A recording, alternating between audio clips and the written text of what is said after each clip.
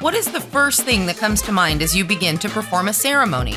Perhaps you're a first-time wedding officiant and are eager to perform your friend's ceremony. Verify that you are officially licensed. What is the significance of this? Know more on this episode, What You Need to Know Before You Officiate Your First Ceremony, with Maria Romano. Stay tuned and don't miss out. Hi there. You're getting ready to officiate your first wedding ceremony. You are so excited, and now you're a bundle of nerves. Rest assured, I'm going to give you some great information in this video that when you're done, you'll have a better understanding of how to perform your first wedding ceremony. My name is Maria Romano, and I am a licensed minister. Where else? In the wedding capital of the world, Las Vegas, Nevada. And for over 11 years, I have performed 3,000 wedding ceremonies and climbing. And I've had the opportunity to do this profession for 11 years. But I got to tell you something. When I started, I made a lot of mistakes. So I'm glad you are listening to this video. And listen to the very end, because I'm going to give you some valuable information right up to the end. And click the link below if you like this video and subscribe. In addition, since I have a passion and purpose for the love business, I also share my talents with other people, and I have created a digital course of how to become a rock star wedding officiant. And if you're interested in finding out more about the course, look in the notes and please visit my website. So, okay, you're ready, right? You're ready to perform your friend's ceremony, a family member, or maybe you're a first-time wedding officiant, and all of a sudden you're panicking. Well, the first thing you need to do is you need to make sure you're properly licensed. And why that's important is you're performing a wedding for someone that's expecting you to perform the wedding ceremony that's legal. So you need to make sure you have the proper licensing. Now, depending upon where you live, I can't give you that information, but what I can tell you is go to the city, the county, the state, and find out what the requirements are and get your license. And sometimes it takes a little bit of time. So don't wait till the last minute, because then you can't perform the wedding ceremony that's legal. Okay, so that's the first thing. You need to do that right away. And if you're performing a wedding ceremony that might be outside of the state, so for example, you might live in Washington State and you have a family member that's getting married just across the border in Oregon. You need to check the licensing requirements, because you need to have the proper licensing depending upon the venue of where you're performing the wedding ceremony. Okay, so that's tip number one. Tip number two is you need to know what the outline is of a ceremony. Now, I'm not going to be able to go into everything when it comes to a wedding ceremony, but I'm going to give you a quick thumbnail sketch of what an outline looks like, and you can jot this down. And also, if you go to my website and sign up for my officiant wedding information, I'll send you an outline of a wedding ceremony. So you'll have that ready to go. The first thing is usually it's the minister that walks in, right? And then you have the processional, and that's the bridal party and the presenting, of course, of the bride. After that, you have opening remarks, usually done by the officiant, and then you move into the vow exchange between the couple. From there, the ring exchange, maybe, and then the pronouncement and the recessional. Now, in some cases, the bridal party, the couple might want you to add an enhancement, and that could be a sand ceremony, maybe a unity candle. So again, go to my website and check out the valuable information I have for wedding officiants, because that is something that you need to know beforehand. And it just depends upon what the couple is asking you to do during the ceremony. Okay, so the thing is that's the outline of a wedding ceremony, right? Again, it's the minister walking in, then it's the processional of the bridal party. And then from there, it's welcoming, opening remarks. You have the vow exchange between the couples, the ring exchange, and then the pronouncement and the recessional. And that would be the bridal party exiting.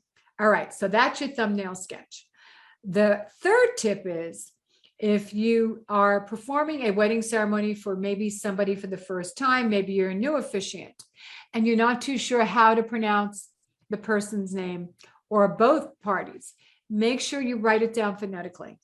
Nobody wants their name botched, okay? Nobody does. That's important. So what I recommend, if you're new to this, is you get yourself maybe a nice black binder, with 3 rings so that you can put in your script, you can add it in, and then write down the couple's name phonetically on your script. That way, then you won't botch it up. And let me tell you something. I've done that many times and I learned the hard way. So use a binder and put your ceremony script in there. I don't recommend a tablet or a phone. First of all, it does not look professional. It doesn't work sometimes, depending upon where you're at when it comes to Wi-Fi. And if you're out in the sun, like we're in Las Vegas, sometimes you really can't read because of the reflection from the glass. So make sure you have a nice binder. And if you're not familiar with the couple's names, spell it phonetically. Okay. So that's the next tip. Okay. From there is when you have the processional, and that's the bridal party entering, and you want to make sure you have the guests stand and sit at the right moment. And this is what I have share with, especially new officiants. I tell them, I don't want you to have a oopsie, right? A Maria oopsie. So let me share this with you. Usually when you have a processional, you have the bridesmaids and groomsmen, they'll enter. And then from there, you'll have maybe the maid of honor and best man. There might be a flower girl or several, and then a ring bearer. From there, then you have the presentation of, in a traditional wedding, a bride. So with that said, is you need to know who is coming in right before the bride. And the reason for that is you need to know when to have everyone stand. Okay. Now, what I did for my first wedding, I'll never forget this. I was so excited. I was going to perform my first big wedding ceremony. I was still pretty new in officiating. And my friend Rita came with me for support. So when I got over to Green Valley Ranch, introduced myself to the bride and groom, found out what they wanted. And then the bride walked in, I had everyone stand. I performed my wedding ceremony, everyone left. And I said to my friend, how did I do? She said, your ceremony was great. However, you forgot to have everybody sit after the bride walked down. I went, oh my God. So I don't want you to pull an oopsie, a Maria oopsie. So remember, and even if you have to put that in your ceremony script, after the bride is presented, maybe he or she is being escorted down the aisle. That's right, because it could be a non-traditional ceremony. Then afterwards that the bride's escorted, then you tell everyone to sit. Okay, so that's the next thing that I'm going to share with you. So important. After that, you're going to perform your wedding ceremony, and then you're going to pronounce your couple. And you need to find out what the actual licensing and requirements are for an officiant to pronounce somebody, depending upon the state you live in. And the reason for that is for example, I live in Nevada, the state of Nevada, and I live in Las Vegas, and we are governed by Clark County. And that's who actually oversees our licensing here. So at the end of my ceremony, when I'm in Clark County, I can perform ceremonies throughout the state of Nevada, but when I'm in Clark County, I will say, by the powers vested in me by the state of Nevada, I now pronounce you. And actually that encompasses anywhere in Nevada. So that's important because, again, remember, as I said in the beginning of this video, is you might have a wedding ceremony where you live in Washington, but you get your license in Oregon, and you need to say at the end of the ceremony, by the powers vested in me by the state of Oregon. So that's the pronouncement. And then you have the recessional, and usually it's the opposite of the way everyone came in. The bride and groom will exit first, and then you'll have the rest of the bridal party. The last thing is then you need to find and make sure you have the paperwork, and that's the license. And usually the bride and groom will provide you with the license, and you need to get that the day of or maybe beforehand. I usually don't recommend getting the license and picking it up from the couple beforehand because you don't want to lose it. Okay, and those are important documents. And one thing is is one of the things that most couples will forget the marriage license. And if they forget the marriage license, it's not a legal ceremony. So after the wedding ceremony, and actually maybe before when you walk in, always ask to see the marriage license and make sure that it's still valid, because sometimes there's an expiration date. So after the ceremony, you're going to fill out the paperwork and you're going to then have the witnesses sign.